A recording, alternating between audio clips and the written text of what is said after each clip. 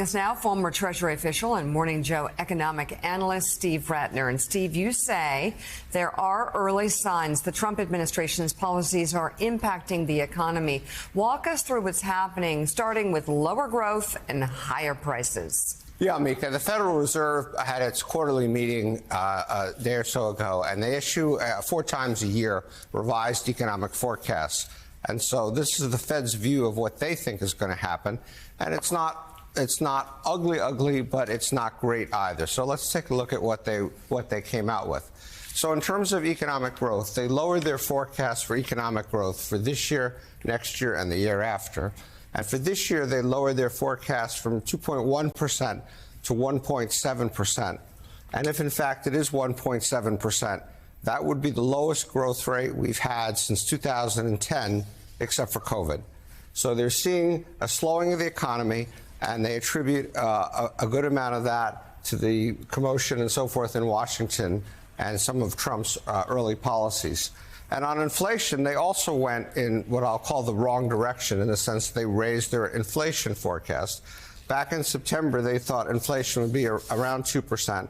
Now they're up to about 2.7% for this year. And that would actually also be higher than last year. And so inflation would be going, if this happens, in the wrong direction. And this is obviously not what we want to see happen. In an extreme case where growth really slows or stops and inflation goes up, we call that stagflation. I wouldn't say we're in stagflation yet, but obviously much slower growth, higher inflation is not what we want to see. Willie. So, Steve, let's move to your second chart and talk about how the Fed is watching all of this very closely. Donald Trump has been tweeting or truth socialing at the Fed, suggesting things they should or should not be doing. What are the projections now from the Federal Reserve about where they might go in terms of rates?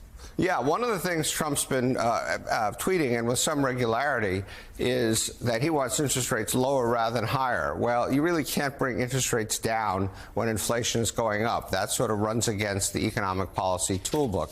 On the other hand, you do have lower growth, which would tend to bring interest rates down. The Fed kind of split the baby in the sense, or they called it an offset, in that they did not change their outlook for rates. They expect about 2 more 25 to 1/4 of a point rate cuts in the course of this year. And that's this offsetting pull between lower growth but higher inflation has kind of kept them in the same place. But notably, their projections are still well above, for rates, are still well above where they were back at the September meeting.